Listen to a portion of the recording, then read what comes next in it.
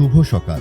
আজ বুধবার ১ জানুয়ারি ২০২৫ খ্রিস্টাব্দ, ১৭ পৌষ ১৪৩১ বঙ্গাব্দ, ২৯ জমাদিউস সানি ১৪৪৬ হিজরি।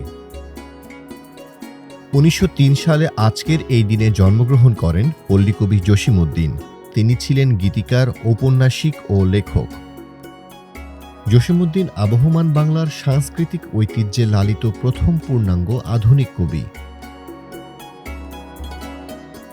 ১৯১১ সালের আজকের এই দিনে জন্মগ্রহণ করেন বাংলাদেশ ডায়াবেটিক সমিতির প্রতিষ্ঠাতা জাতীয় অধ্যাপক ডাক্তার মোহাম্মদ ইব্রাহিম।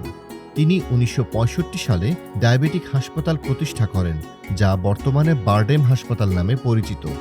বাংলাদেশে ডায়াবেটিক রোগ সম্পর্কে সচেতনতা ও এর প্রতিকারে ডাক্তার মোহাম্মদ ইব্রাহিমের অবদান অনস্বীকার্য।